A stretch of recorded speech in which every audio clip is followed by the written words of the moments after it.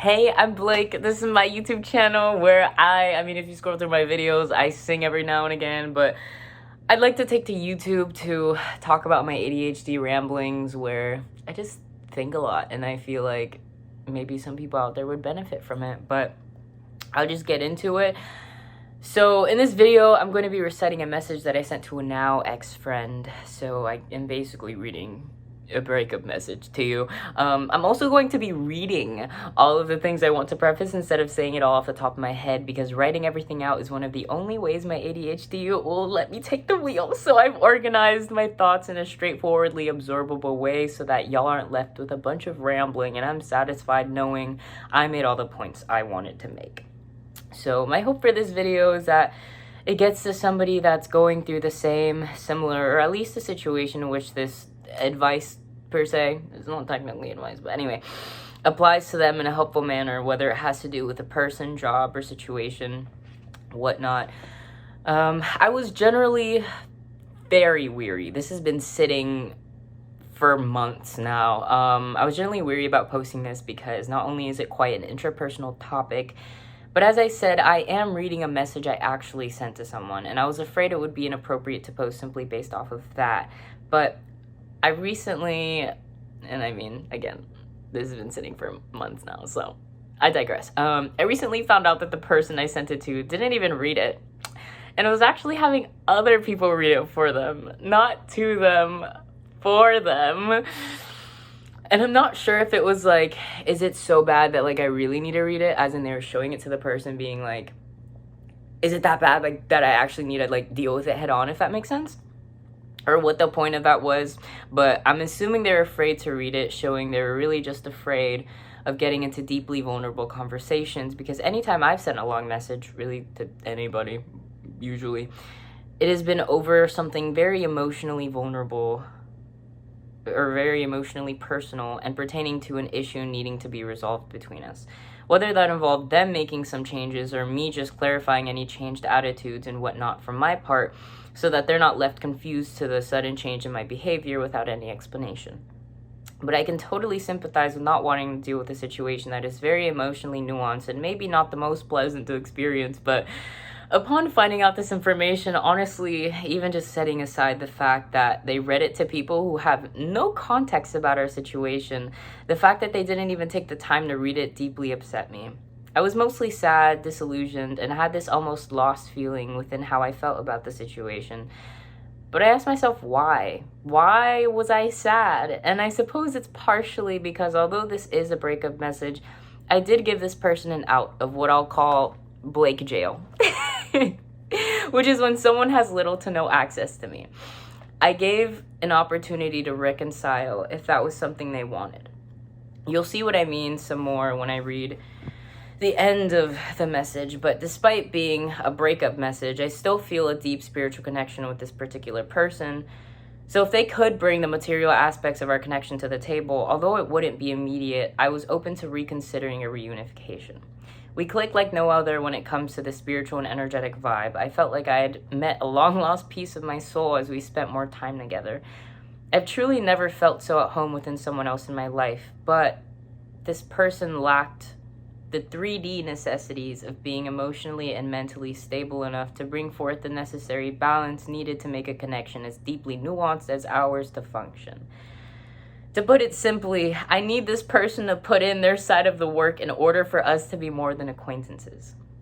Despite feeling at home with this person, they lack the things grounded in reality, like asking how I am, being generally curious about me, etc. I'll touch more on it in the message, but I hope this is enough of a preface to get across what I was wanting to say. One last reason I realized I was so upset, aside from people I don't know learning about our dirty laundry, and I want to add that it's not about the message being shared in general, it was the fact that these people were getting such a vulnerable snippet of me without my consent, whilst including my specific information like my name, so like they knew who it was about, you know, like if it was just like some rando, okay, but anyway, when this person knows that I see these people out in public at a place we both like to frequent, at the end of the day, personally, it doesn't really matter in the long term. I probably won't be seeing these people within 5 years from now, but it wasn't necessarily the most ideal way I would prefer a conversation between two adults to go. I wanted to clarify this bit because I know that I am reading this to complete strangers on the internet, and I did mention that it bothered me that they were spreading our dirty laundry, but it's one, about me. I wrote it about my own emotions and my perspective on the situation, and two, I've gone out of my way to exclude information about the other person so that this message comes across as professionally as possible, because the main objective of this video isn't to bash anyone. It is to hopefully help someone out there who maybe needed to hear this. But anyway, to recap, what had bothered me, aside from acquaintances knowing emotionally vulnerable information without any context of what I was trying to get across, was the fact that the only reasons I would send something in regards to issues I feel needed to be addressed within our relationship is that I'm not really wanting to talk to you anymore for whatever reason, but don't want to leave you in the dark to catastrophize the situation in your head, so I'll let you know what's going on. Maybe why I've gone ghost or started to act differently, and within the message I'll clarify whether or not I'm wanting to cease the friendship. The other main reason is because I want the relationship to continue, and I understand that you're not a mind reader, so I am teaching you how to love me properly. I'm letting you know how to act in a way that feels good to me, and or letting you know what doesn't feel good to me. Also, when I say how I do or don't want you to act, I don't mean this as I'm wanting you to act in a way that contradicts your authentic self. I'm simply referring to the compromises we all have to make in order to form and keep healthy relationships. But keep in mind, these compromises must never directly harm you in any way. It should feel worth it to you, and like you're going into a part of yourself you previously didn't think would feel so right. We must remember that what feels natural is not always what's right. Given previous trauma accumulated in life, we sometimes mistake our true selves for the traumatized self trapped in survival mode. So as I've said, I have altered names and places for privacy reasons. So before I get into this next part, we're going to call the ex-friend Jesus, because when I asked my mom to give me random names, of course, she gave me Jesus and Maria. We love Christian mothers. So the ex-friend's name will be Jesus, and the mutual friend will be Maria. So before I wrote this message, I was talking to Maria about how the energy exchange between Jesus and I felt unbalanced and was negatively affecting my mental health, and that I was contemplating ceasing the friendship. And while she didn't say this verbatim, what she had said in essence was that she had felt the same way between her and Jesus, and that I had basically translated the way she felt into digestively cohesive words.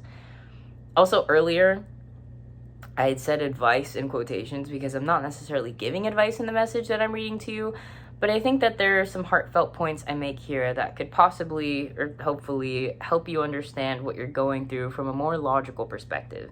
Because God knows it's way too easy to drown in a knee-deep lake when the water represents your emotions and the lake is someone you love. Because as humans, whether we realize, let alone acknowledge it or not, the unspoken thing we're all chasing is a genuine experience of feeling candidly seen and loved.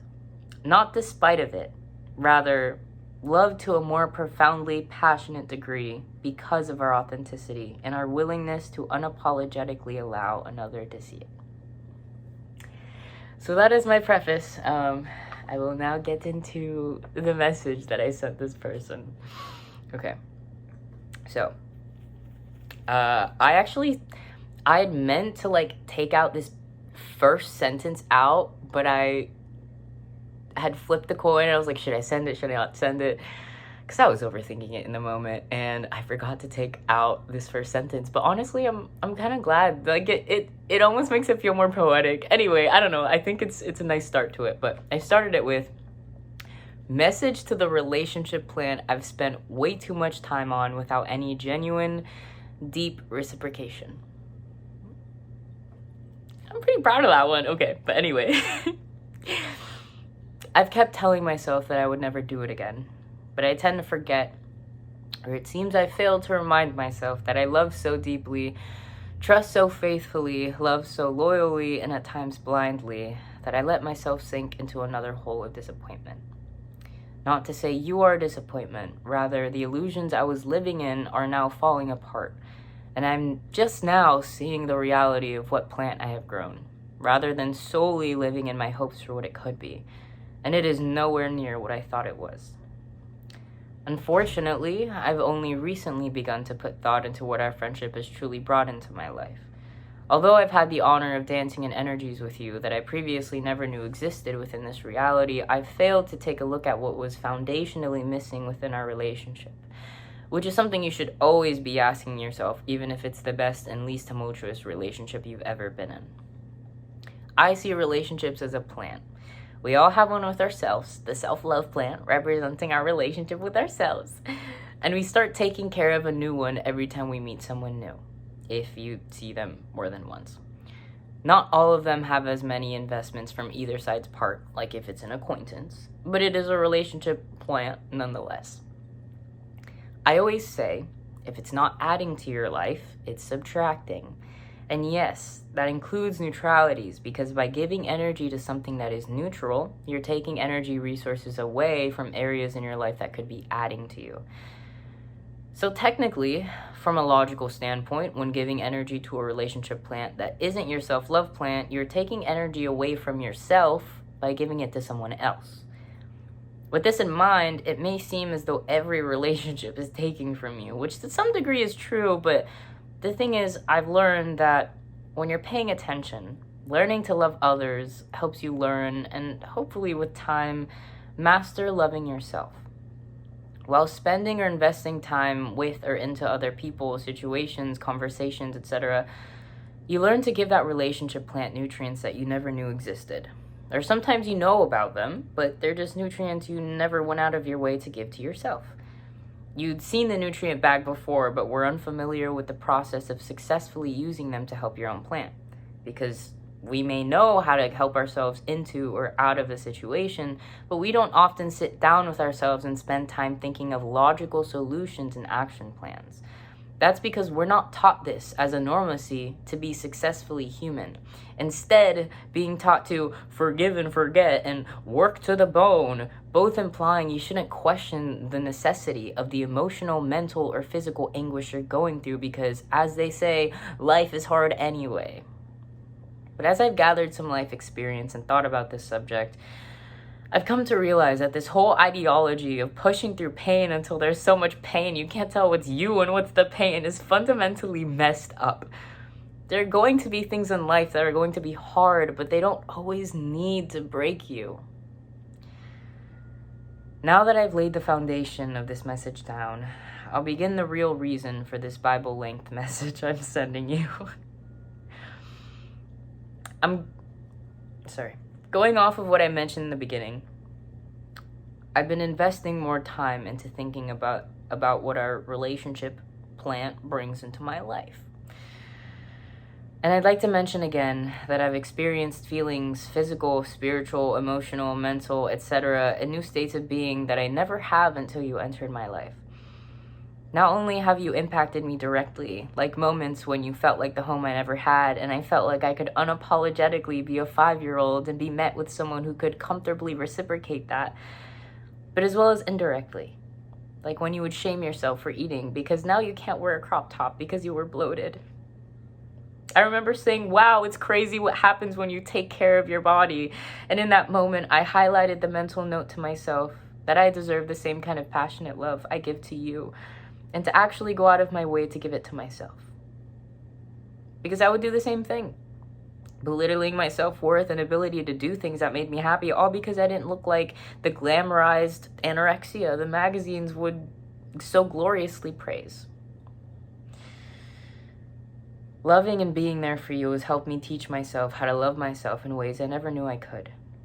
I think these things are the reason, as well as the deeply profound spiritual connection I feel with you that I've never felt before, that I never really stopped to question whether or not you were directly, as an effort you were purposefully putting in from your end, reciprocating the energy I was putting in.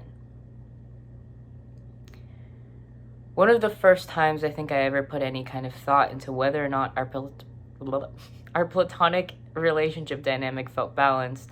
Side note, I specify platonic because I felt there was a period of time where it was kind of a question mark and it was like low-key a situationship, but I specified platonic because I was giving more than I was getting during the period of time that I was giving you romantic / sexual energy. But that makes sense now, knowing you only saw me as a friend. Again, it was like a little situationship moment where they were accepting my energy, and it was like, it wasn't like I couldn't read the room, you know? It was being taken, but it wasn't being reciprocated in the way that I truly was wanting. And this person was on like dating sites and stuff, so I was like, let's stop being silly, Blake. Let's just tell this person how you feel. And then I was not expecting to be told that they only saw me as a friend at all. It was really, apparently, I thought I was going cuckoo for Cocoa Puffs, but then other friends like also acknowledged, like, it was really surprising that this person said they only saw you as a friend. They were not acting as such. But, you know, I don't know. I can't read people's brains, so who knows? But anyway, I added that. So I specified platonic because I was giving more than I was getting. I felt like I was giving more than I was getting during the period of time that I was giving you that kind of energy. But that makes sense now, knowing you only saw me as a friend. So going back into to make this other part make sense, one of the first times I think I ever put any kind of thought into whether our platonic relationship dynamic felt balanced was the night you came back from a festival and I was helping you get a new phone because your old one got stolen. It was the night when we were at insert nondescript place. So I started crying, so I went to my car because I didn't want anyone to have to deal with me crying. At some point, you were outside with me. You were bringing me my charger because I didn't want to go back inside after or while crying. But you were on the phone with someone who was helping you get a new phone. Probably some phone company or something. I was sitting in my car crying. You were on the phone standing next to me. I remember really wanting your support in that moment. For you to hug me and ask me what was wrong, but that it was okay if I didn't want to talk about it or if I didn't know how to. That you would be there for me either way, in any way you knew how, even if you didn't know how. To hug me, hold me, rub my back, kiss the top of my head, wipe the tears from my face, and while holding it, look me deep in the eyes and tell me that it'll be okay. Whatever it was, and that if it wasn't okay, that we would figure it out together. Instead, I sat in my car crying. You stood to the left of me on the phone. I held your hand to my face, rubbing the salty tears against it, subconsciously hoping for some relieving comfort that never came. At some point, I stood up and hugged you, and you used the one hand you had open to loosely hold me. You may have cared. I still don't really know. But it did not feel like it. I'd never felt more invisible in my life. Or so I thought, but future interactions with you showed me otherwise. I wished you were there for me in that moment, but it seemed it was more important for you to get your phone back. I didn't want to make it seem like it hurt me that you weren't there for me because I didn't want to seem insensitive, given the fact that you had lost your phone and didn't have one for almost a week or so, and it meant a lot to you to get the situation resolved, aka getting it back or getting a new one. And I'm not mad that you didn't hang up to be there for me, but it was quite disappointing. For a moment, I thought that maybe it was unfair for me to have wanted you to hang up, because you'd have to go through the whole process all over again. You wouldn't have had a phone even longer.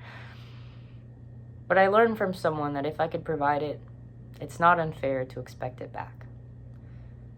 Although I've never been in that exact situation, I know that I would have dropped that phone in a heartbeat, because thankfully, I was brought up with the constant voice of my mother reminding me that material things don't matter because money comes and goes.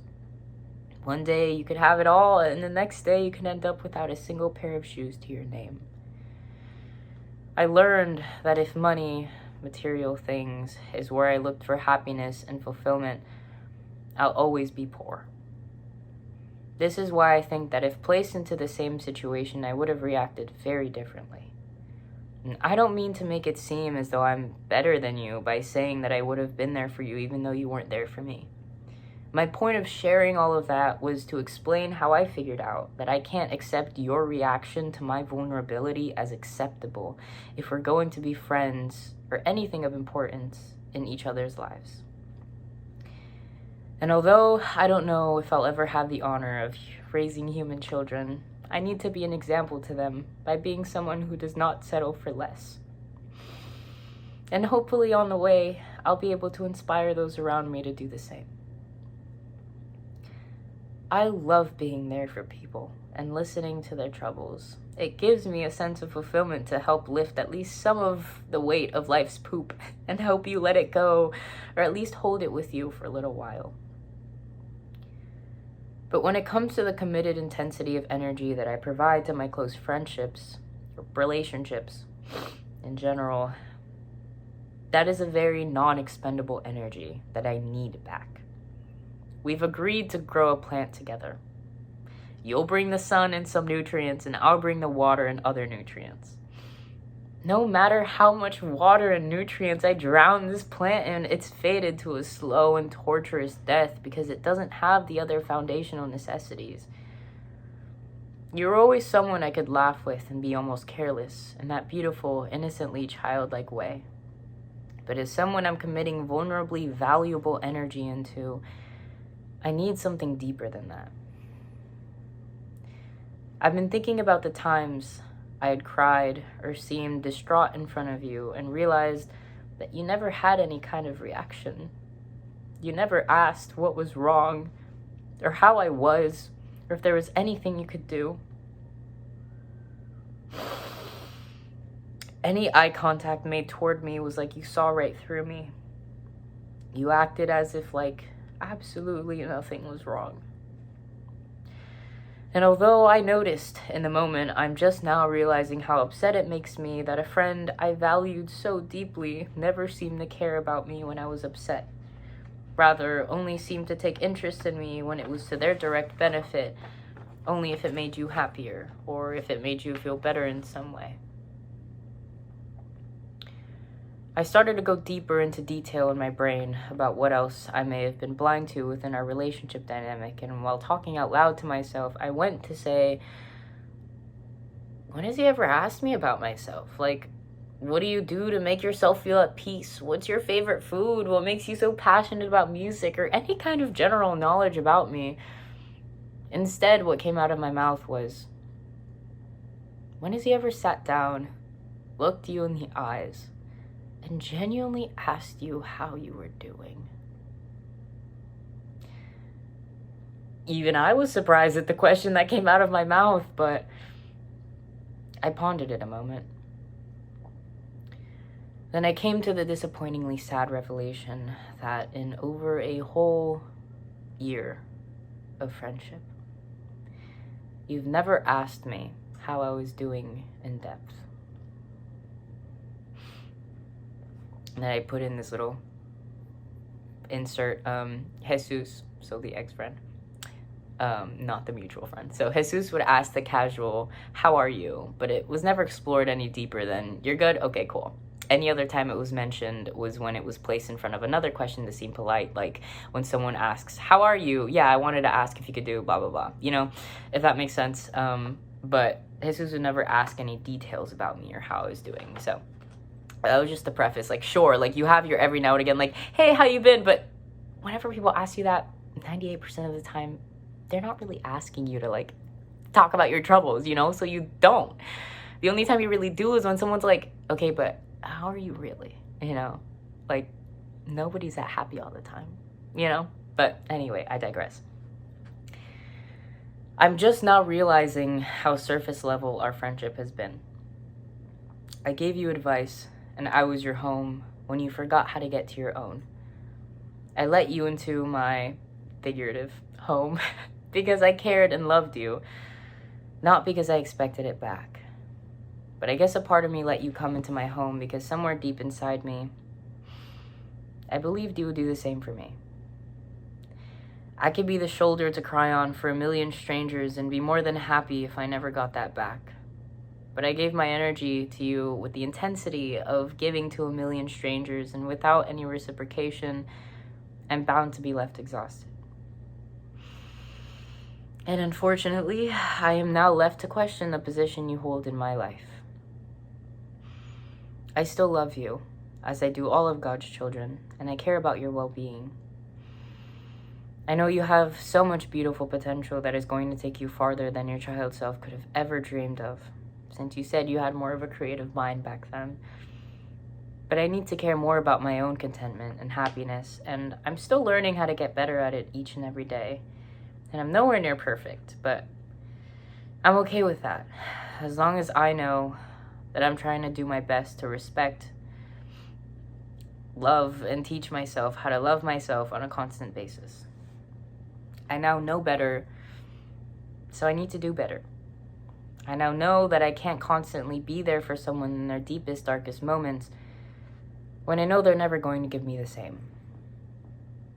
I'm done being people's therapy friend without the friend part. And although a tiny part of me wishes I could say otherwise, I'm also immensely proud of myself for not wanting to stay any longer. I suppose I'm sending this so you're not surprised if I don't respond. Maybe you're used to not having access to me like before because I've gone ghost for a while on multiple occasions. And I'm sorry I'm just getting to this. I was just so invested in fearing the loss of someone that I thought I deeply loved and wanted in my life, only to realize that I had been loving a ghost. I didn't want to admit to myself that there was a possibility you weren't the person I thought you were, the friend I thought you were, the friend I always waited for you to be. But it turns out that the person I loved was an illusion of who I thought you were. The person I loved was there for me, and you were not. The person I loved showed interest in me, my accomplishments, and my struggles, and you did not. The person I loved would do most anything that didn't compromise their self-love plan to make sure they're doing everything in their power to make sure I feel as though they care about me. You did not. I can only hope my expression of these feelings and revelations don't end up hurting your heart as much as it's hurt mine. But there are too many inconsistencies within our connection in order for me to continue investing. I hope that what my heart is wanting to get across gets to you in a gentle, loving, tough love kind of way. I truly enjoyed every moment with you, even the not so enjoyable ones. Thank you for being a part of my journey during this phase of my life. Maybe we'll be able to meet again when we're different people. Maybe by then we'll have created the space for each other in a way our hearts crave to be held. And maybe that'll be sooner, or maybe it'll be later in life, or maybe it won't happen at all. I'll just wait on God to see where He takes me to go bless and be blessed. May our souls meet again in divine timing if it is the best for both of our souls' growth and expansion. But for now, I'm done waiting around, feeling uncared for when there are so many other energies in the world to be explored. The time in my life of being underappreciated is over. But I'm the one that needs to go out of my way to make sure I keep that promise to myself. I didn't know any better when I was a kid. And I guess I didn't know any better for a whole year of our friendship. But I do now. I can't be mad at the fact that I've historically stayed in situations that never had the arms to hold me, but I can change what I do now. I now know I have the power to shift my reality.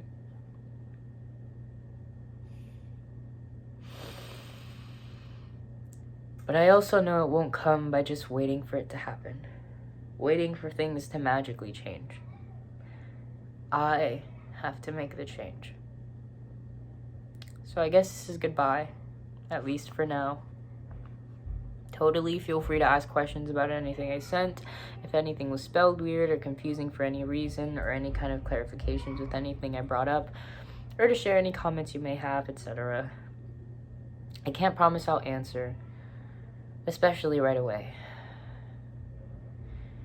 But I felt I needed to get this out because it felt unfair to leave you in the dark as to why it is best for my mental health not to be friends with you at this time. It may not mean a lot to you, but I personally would much prefer an explanation of why someone is acting differently toward me, so it felt wrong not to provide the same. I hope you're able to respect my emotions at this time, and if I unadd or unfollow you on social media, it's because it is difficult for me to see your name pop up in my life. Although I'm finally at a point where I don't want you anymore, because I see the reality of what you bring into my life. It still stings to see your face, and wonder what a life with you in it could have looked like. So please don't take offense. I'm just doing what I feel is best for me at this time. I'm honestly not entirely sure what I need, or what it is that I need, but I'm figuring it out along the way. And at least personally, I feel like you don't really need to know what to do, as long as you're trying your best with what you know. So thank you for taking the time to read this. I know it was a long read. Sorry, it's just ironic that they didn't read it, but anyway. Maybe they did by now, who knows? Anyway, thank you for taking the time to read this. I know it was a long read. I hope it makes sense and you're able to take some good from this in the long run. I wish you much luck, abundance, and karmic balance. May your stars align the way you've always wanted them to, or needed them to, because what we want is not always what we need. With much love, peace, and light, Blake.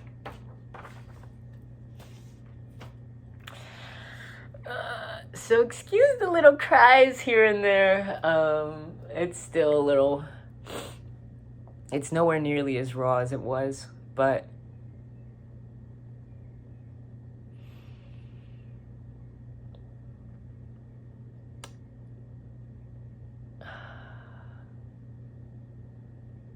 It's still just... I think that connection... I mean, I'm already somebody who feels a lot, feels very intensely, but I've never felt more colors to life. I recently heard a quote somebody said. She said she was talking to her therapist, and I think she was on antidepressants at the time, and she was talking to her therapist because she was like, I'm done with this. She was like, I'd rather bleed colors than feel gray all the time.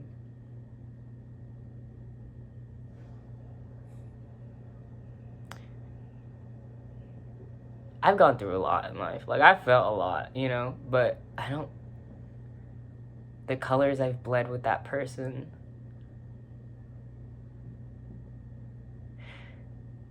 though it hurt so much, honestly, sometimes even in the experience, but, you know, as well as losing it,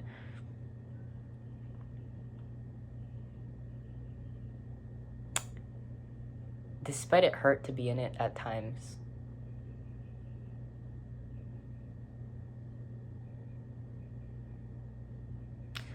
the pain of something had never felt more worth it.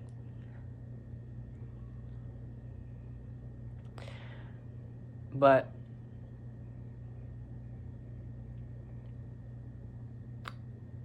somebody was recently talking about like how do, you know, couples that have been together,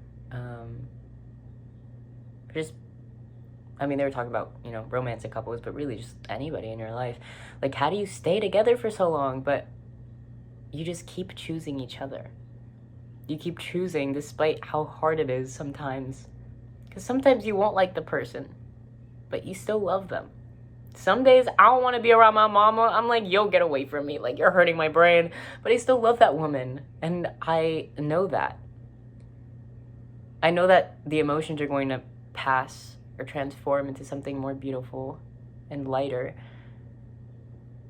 So I try my best not to make it worse than it already is, and handle it head on the best that I can. And sometimes you just need to be away so that you don't make the situation better. I mean, worse, sorry. But I said that because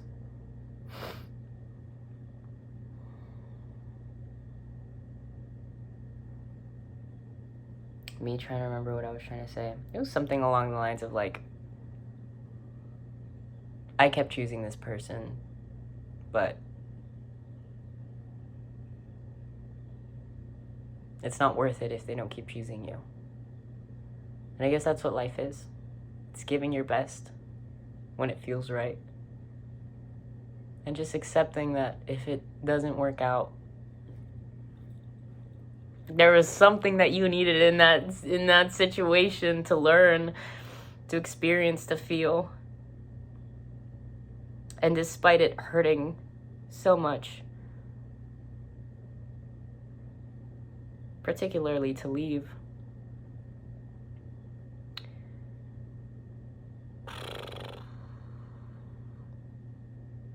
I don't regret a single ounce of it. I'm so blessed and thankful to have experienced that. I know not everybody agrees with the whole, it's better to have lost than never loved.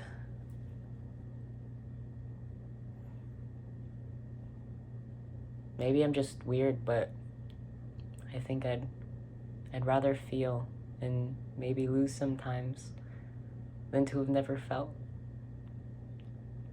Because maybe it's a little delusional of me, but I feel like if I could feel it once, if it's possible for me to feel that, and I want it with other humans in my life, if I want that experience of just like, yes, like these are my people, this is my tribe, like nobody else fits into the puzzle piece that is my soul the way that they do. I think that if I want it, it'll come. And that if I can feel it once, I can feel it again.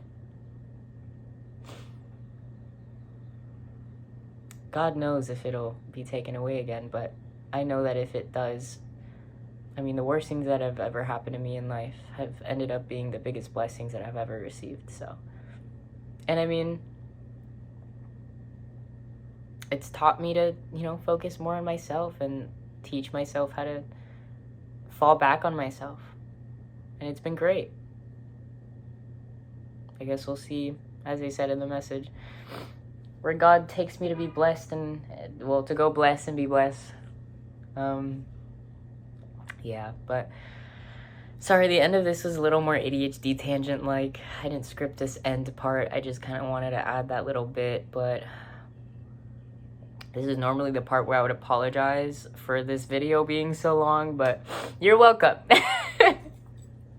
I don't know. I don't want to use as many negative words toward myself because, I mean, the wrong people will be, annoyed by it, but the right people, I think, will appreciate it. And that's something I'm still getting into my brain because I love long-form videos. I mean, my ADHD is a little like, how dare you sometimes, but I found that if I don't look at how long it is and I just, listen to it, I end up watching a lot more or listening to a lot more than I anticipate, but because it's and if at some point you get bored, for whatever reason, your soul is like, I got what I needed.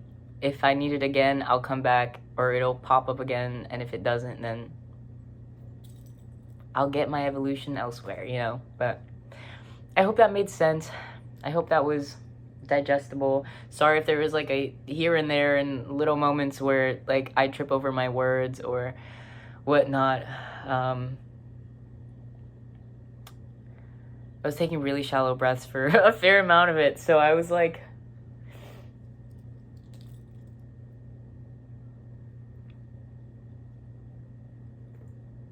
I don't know if you ever don't breathe long enough that your hands kind of start to go numb. So I was like, oh gosh, arm, come back to life.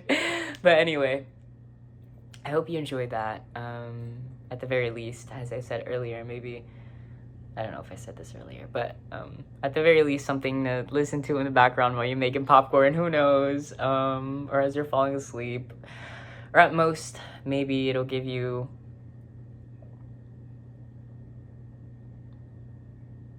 I call it God. I don't know what you call it. You can call it life, the universe. I don't care.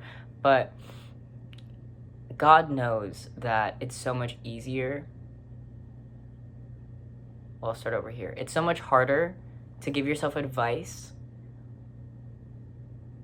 and see the clear picture of something when there's so many clouds of emotions in front of you, because you're going through the situation. You can't see the situation logically. And even if you can, they're so intertwined with these emotions that convince yourself, although you're seeing a dying tree, you're like, no, maybe it's alive, you know, because this fog makes it so that you can have a benefit of the doubt, right? These emotions of like goodness of the past or whatever makes you, it gives the space to doubt versus just seeing the situation and being like, well, I don't have this fog of emotion, so I 100,000% know. My eyes, look, I got them checked recently.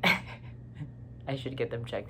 Anyway, we love ADHD, but I can see it. There's no fog. I know that my eyes aren't deceiving me. That's the reality of the situation versus having that fog. You're like, well, maybe. I don't know. I mean, like, there's fog, so, like, it might not really be a dog. What if it's a rabbit, you know? What if it's not even a tree?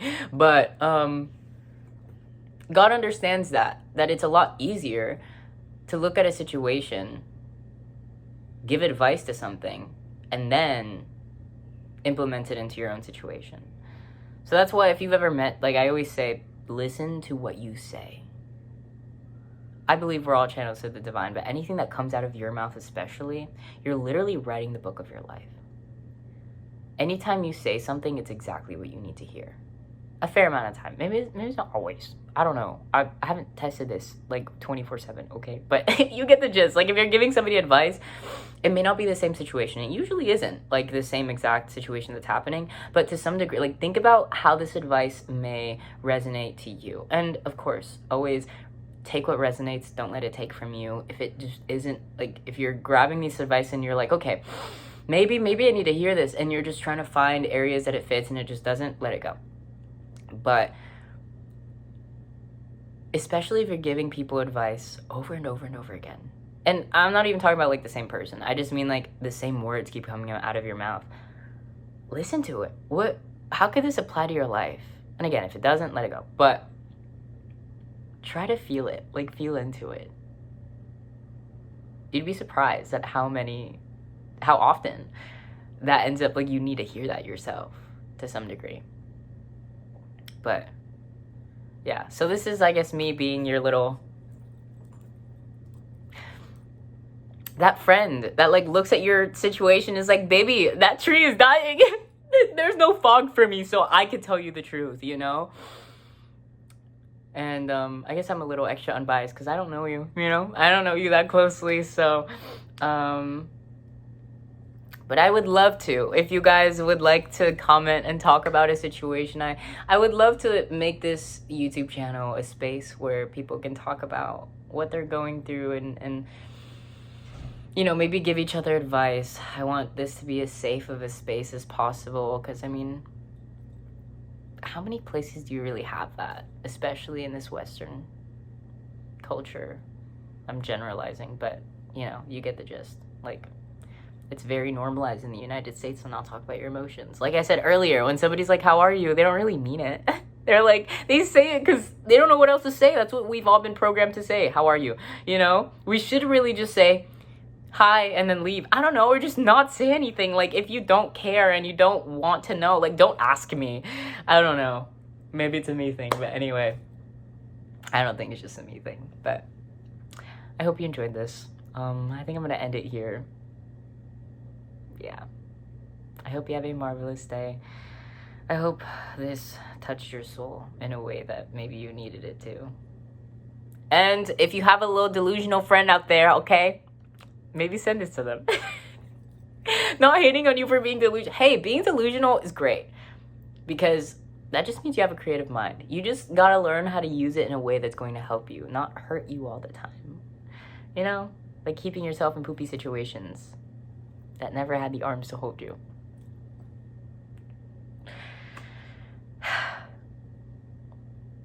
I hope you find your emotional, financial, and energetic lottery. Anything that you feel has been missing in your life. And I hope you gain the confidence, determination, and endurance, dedication to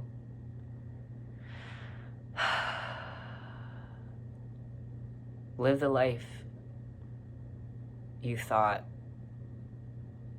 could only be a dream. This is the dream. It's your responsibility to live it. it's harder than it sounds sometimes, but once you do it, you're like, oh, that was easier than I thought. Okay, I'm glad I got that over with. And then you're like, wow, my life is so much better. If you know, you know. I believe in you. If nobody else has told you that today, I believe in you. I try not to cuss, but you a bad A, B, okay? If you know, you know. Okay, but I'm actually in the video now. Thank you for listening again. I keep repeating that, but yeah, maybe look at some of my other videos. I currently, as of right now, only have one other video, and it's a perfection video about why you can never be perfect, but you also can. It's a little paradox, but anyway, you should go watch that. Yeah. Okay. Thank you for listening.